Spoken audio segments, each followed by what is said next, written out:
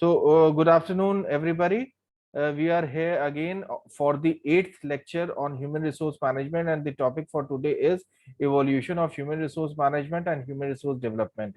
This class is for Master in Business Administration second semester students.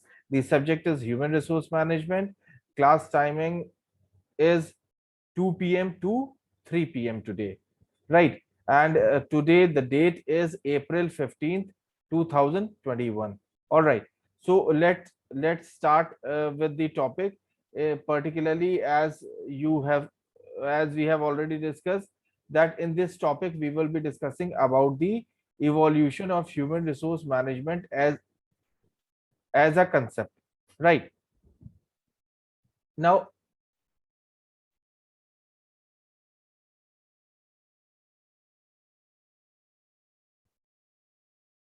the growth of human resource management and human resource development is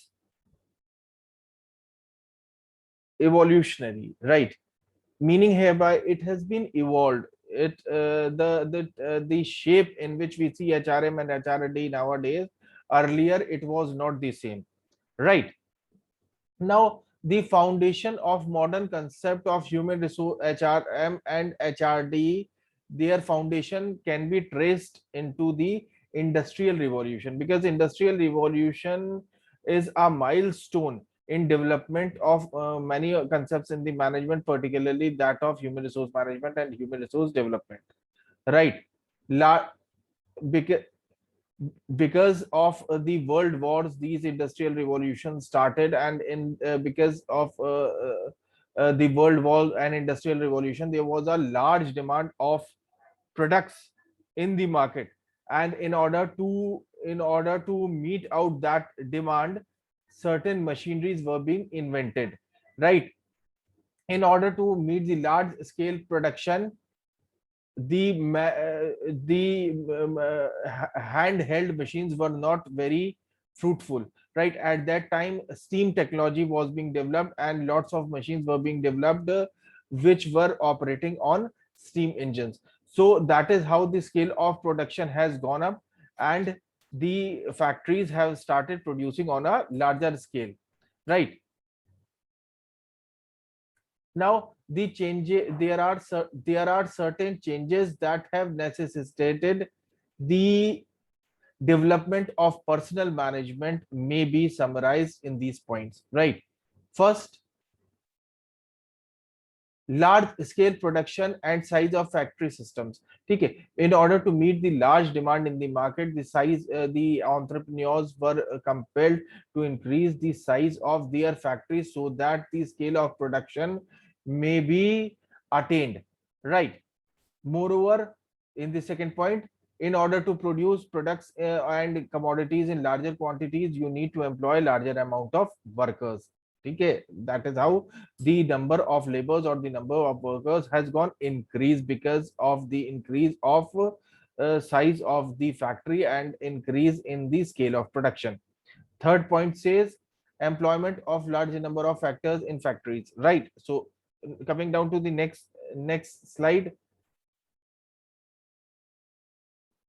Now, introduction of division of labor. Division of labor means the work is divided among different workers, and work should be given according to the competencies and capabilities of the person, so that the person may be, so that the worker may be able to do his work well and with full productivity, right?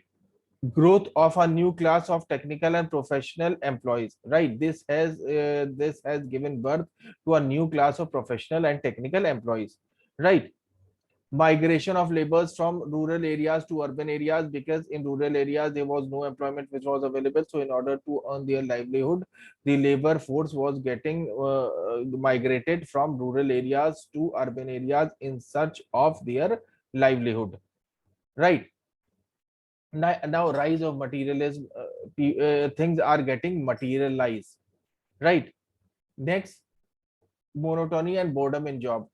As the scale of production has gone up and the workers were not treated properly, rather they are compelled to work overtime, so the a monotony has been developed in terms of their work and they were subjected to boredom, because if you all by yourself, keep on doing the same job on a daily basis, and there is no change to it, ultimately our day will come when you'll get bored of your job, right? Now coming down to the next slide, which talks about the growth of trade unionism, right? It is another important phase in development of HRM and HRD. Now, growth of trade unionism, let's see. With the rise in the factory systems, the problems to the workers, with the rise in the factory system, the workers started facing various problems in the factories, right? And these problems were of different nature. They were paid lower wages, they were compelled to work under poor working conditions, they were compelled to work overtime. In order to fight with all these things or all these problems, the workers find out a way to get themselves united in order to fight against these common threats which were there for each and every worker across the industry. Here the basic philosophy behind the formation of trade union is to attain strength and to build a pressure group so that the workers may be able to exert pressure on the industrialists or on the management so that their demands may be properly looked after. Moreover, they were having various grievances from the management, from the working conditions, from their salary, and from rest of the issues. So with the help of trade unions, they can even pressurize the organizations to come up with certain grievance redressal procedures where their complaints can be listened to, and if justified, they should be redressed also, right? Now coming down to the next slide, the particular weapons which were used to exert pressure on the management were strikes, slowdowns, lockups, lockouts, sabotage, and picketing, and rest of the things. And even these practices or these tactics are even being used today by the working community in the factories, right? Whenever required, the trade unions do not hesitate even in using physical force, right? Trade unionists influence personal management in n number of ways, and it is because of the pressure of the trade union that this concept of grievance procedure has been adopted by the organizations, so that the complaints and the discontents and the grievances of the employees should be taken care of, right? Further, acceptance of arbitration was there.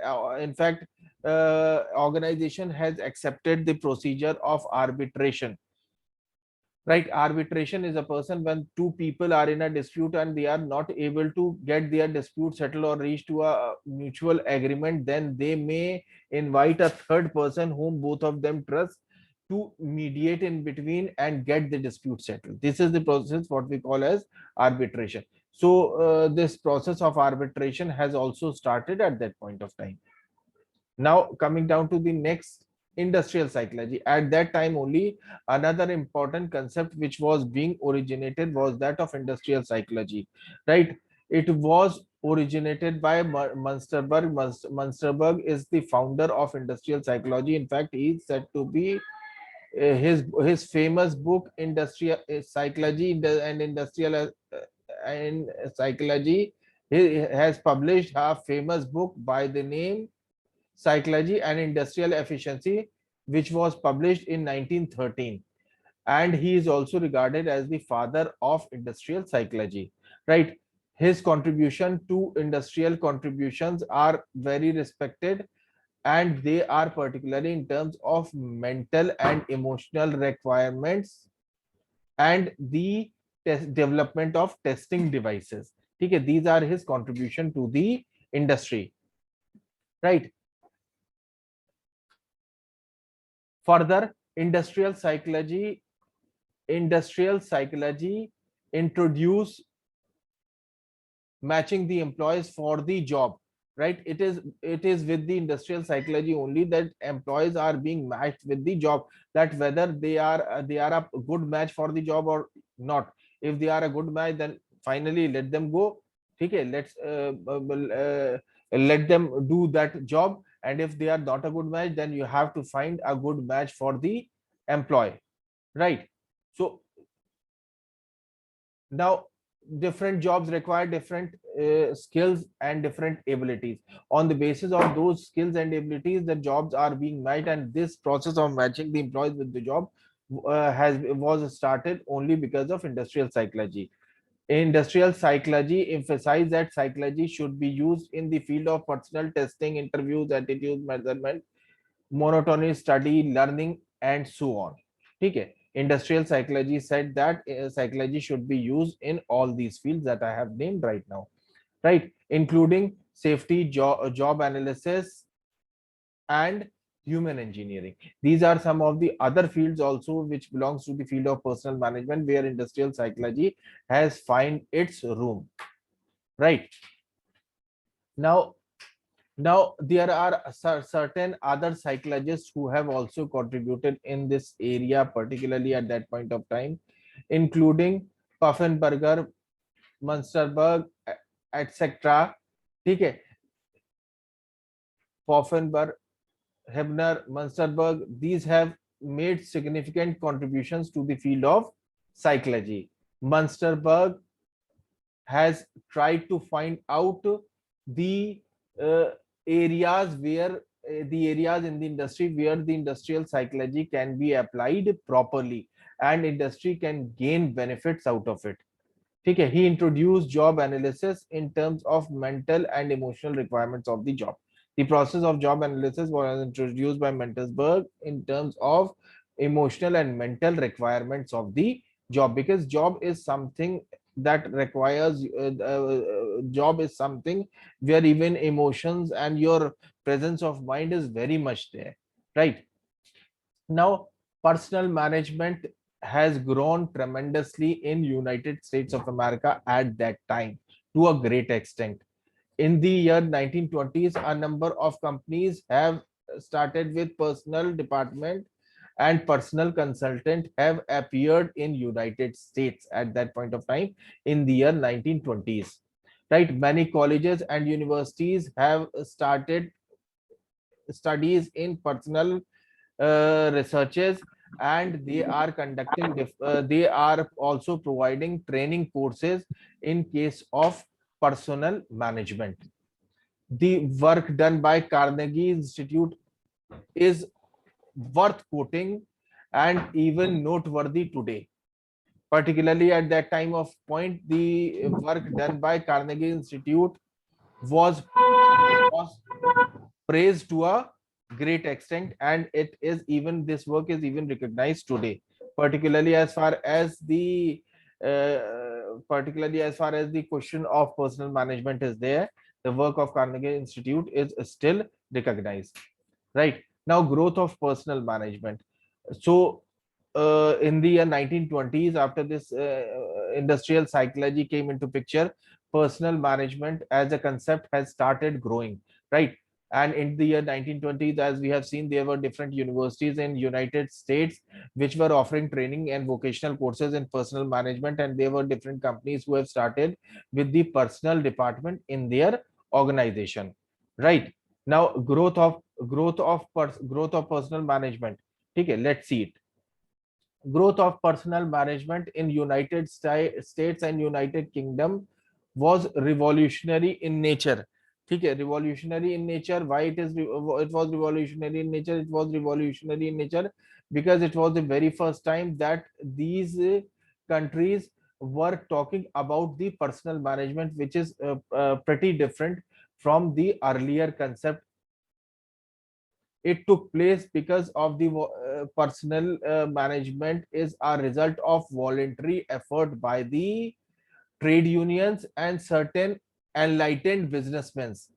Okay, but in India at that time there but in India, personal management grow because of the compulsion which were made by the government. In India, the main reason behind development of the concept of personal management is the rules and regulations which were made by the government at that point of time to make it a compulsion that you need to have a personal department or you need to have proper personal management in your organization.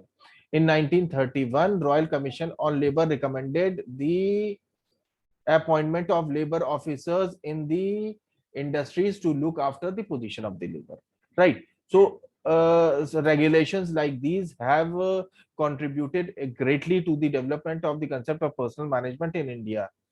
Okay. Further, in 1948, it was the first time that Indian Factories Act was introduced in order to look after for the benefits of the workers in the organization. So in 1948, Factories Act was enacted, which made it obligatory for the industrial enterprises to appoint the welfare officers. As I have said already, that those organizations which are employing 1,000 or more than 1,000, I believe those organizations which are employing 500 or more workers, they need to have a welfare officer. It is compulsion from the side of Indian Factories Act 1948 that those organizations which are employing either 500 or more workers, they have to employ at least one welfare officer, right?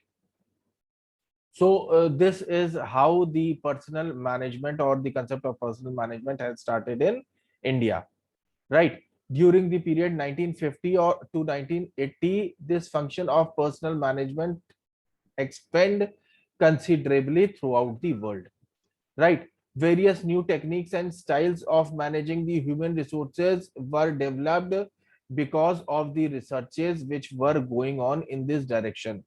ठीक है, the task of the personal manager which was work the task of the personal manager which was confined only with the recruitment of the workers extended to development, compensation, maintenance, and lot other functions, right? So the task of the personal manager which was only confined with recruitment and training, right, has extended to the development of the workers, compensation, performance appraisal, and maintaining a competent workforce, right? Now moving further, coming down to the next slide. Personal management.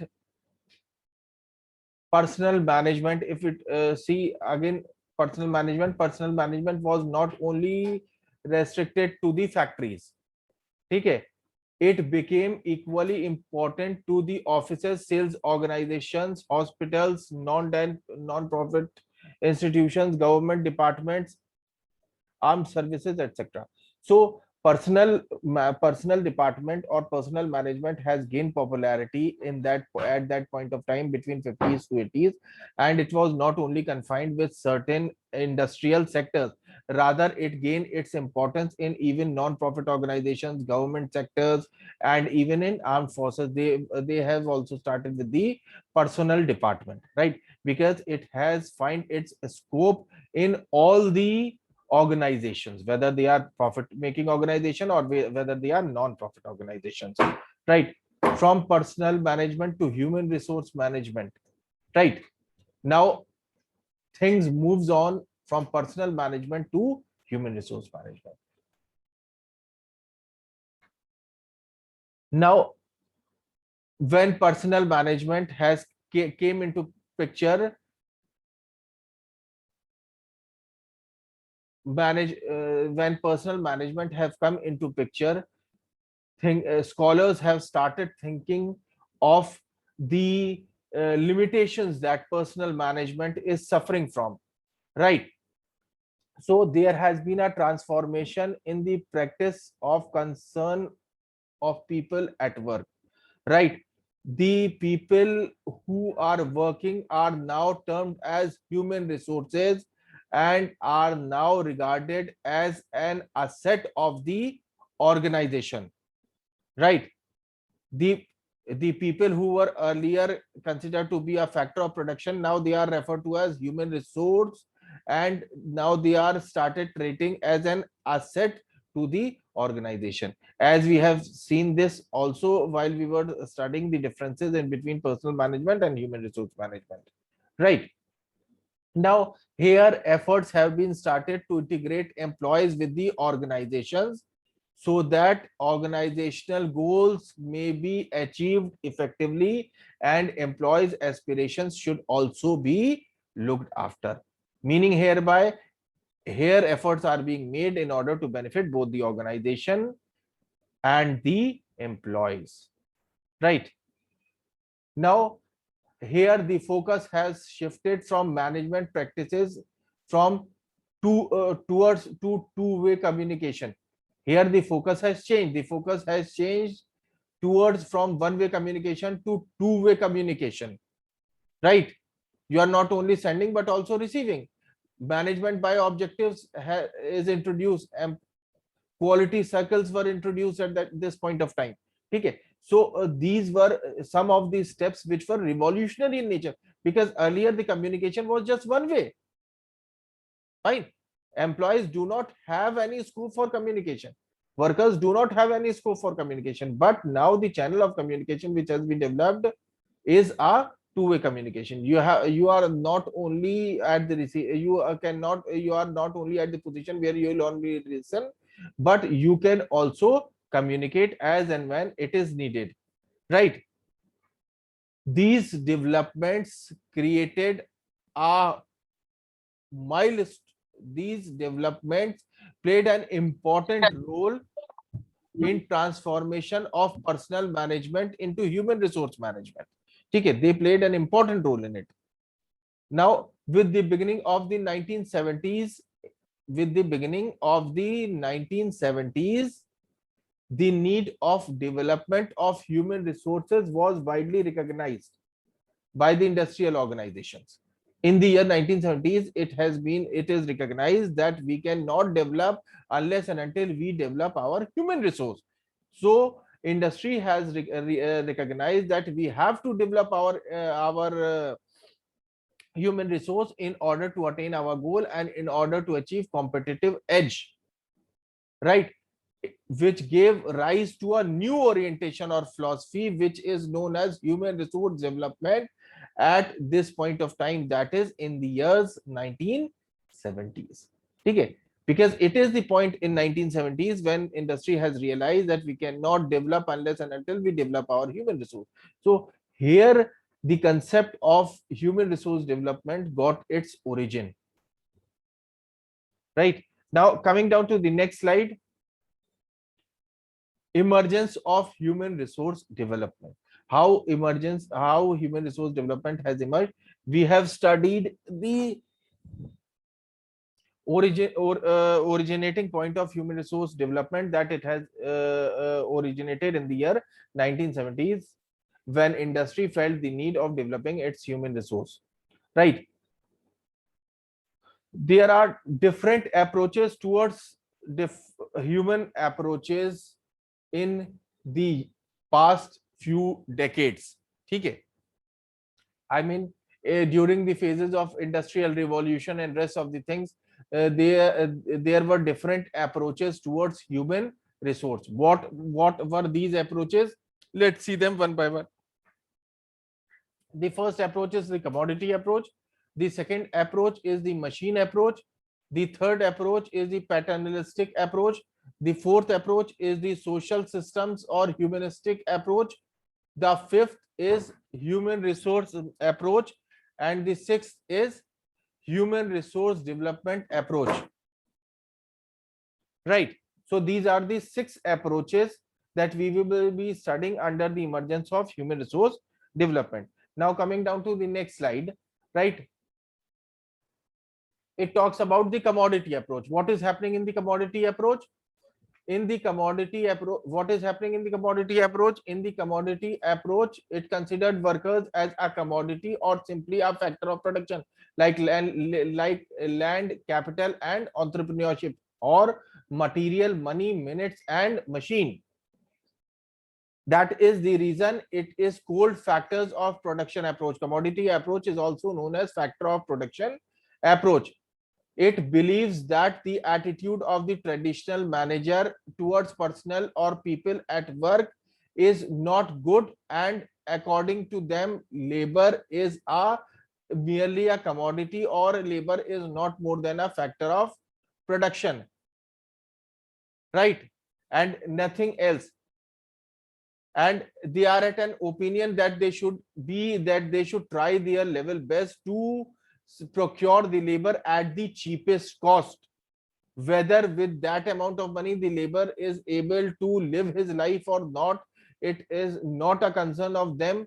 They want to have labor at the cheapest possible price, right? So this is what is happening in the commodity concept.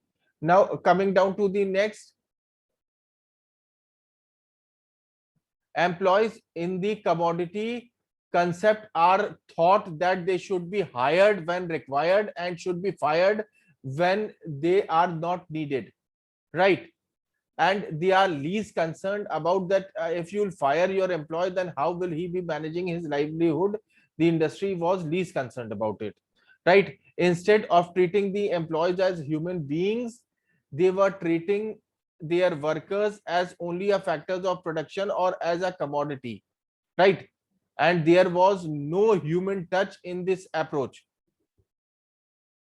Now coming down to the next slide, which talks about the machine approach. Machine approach, what was happening in the machine approach? Under the mechanistic approach, the personals are, or the workers are treated as machines. They are considered merely as machine and not as a human being again. It was assumed at that time that machines can be made more productive by specializing them, so the people can, so that the job of the people can also be made specialized, and that is how they can be made productive,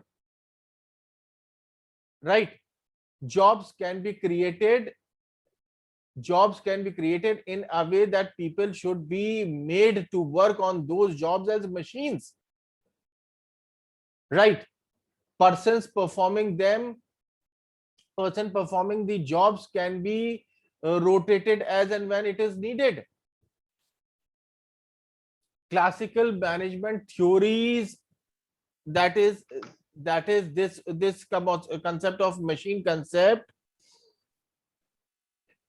it intends to maximize the efficiency of human factor, and ultimate objective is to make money or to earn profit at any cost, right? It followed carrot and stick approach in order to motivate the human being. What is the characteristic approach? If the workers work effectively, if people work effectively, they will be getting economic rewards, wages, bonus, rewards, etc. Or if they are not performing satisfactory, they will get the stick, meaning hereby they will be kicked away from their employment, right? Meaning hereby they will be kicked out of the organization. This is this carrot and stick approach. Hello, right? Yes, sir. I'm audible to everybody? Okay. Now coming down to next slide. The third is paternalistic concept. Okay, paternalistic approach. Under this approach, management assumes a fatherly or protective attitude towards the employees. They have acquired, or they had acquired, a fatherly or protective attitude towards employee, and now the position of employee is better than at least that of a factor of production or that of a machinery. It believes buying employing loyalty by providing them housing, recreation, medical benefits, and other welfare services. Okay, by providing the welfare services, housing, recreational facilities, they are buying the loyalty of the employees, right? The paternalistic approach has gained importance in 1920s, particularly when personal management came into picture and was getting very popular. At that time, paternalistic approach to employees gained its importance in United States particularly.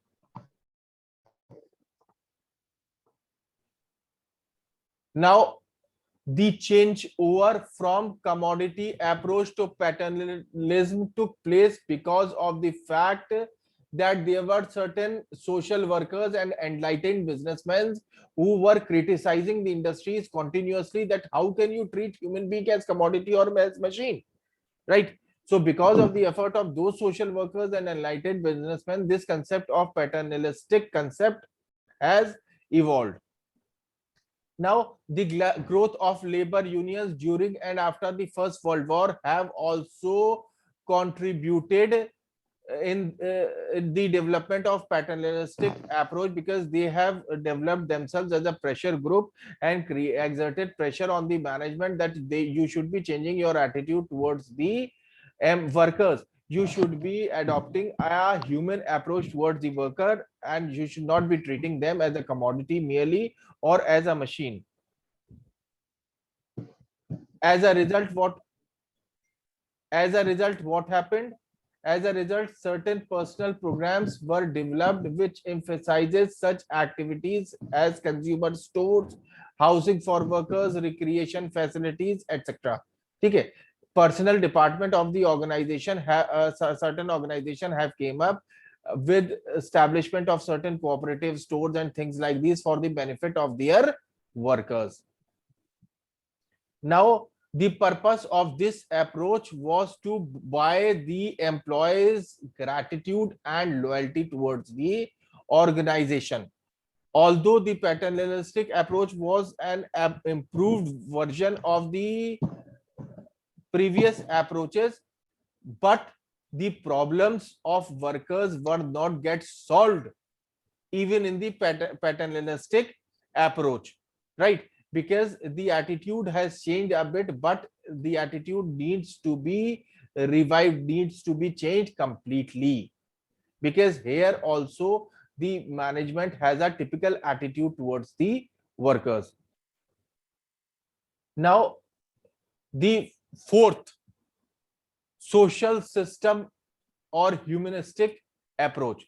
Let's see what is happening, what has happened in social system and humanistic approach, right?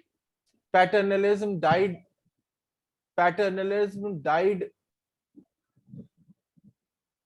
because of the Great Depression in 1930s, right? Because at that time management do not have sufficient resources to invest in order to implement the paternalistic approach in their organization, right? Because there was a Great Depression across the world, so the management falls in short of money to invest in the welfare facilities of the workers. Because of the work of psychologists like McGregor's, etc., and Black, Katzen, etc., social system approach gained popularity at that point of time. Okay, the organizations here were viewed as social systems which have different subsystems which are interacting among each other.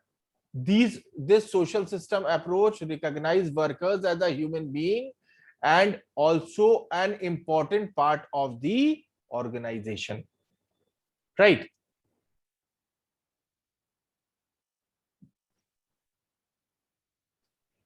Further, this approach emphasizes investment on labor as an investment in machinery. This approach says that investment is labor is not a waste. It is as important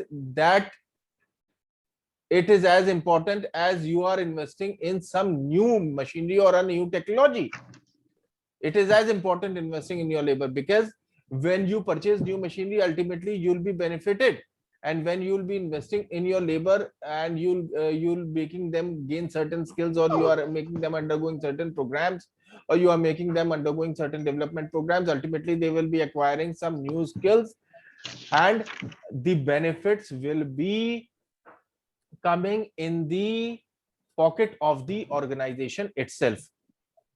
Now, if the labor is treated properly, this approach is an opinion that if proper treatment is given to the labor, most of the problems of the labor will be solved automatically, and the labor unrest will not take place, right? This approach particularly believes that treatment of labor should be a fatherly type, but it should be mutual cooperation. It should be based on mutual cooperation, and workers should be looked after as human beings.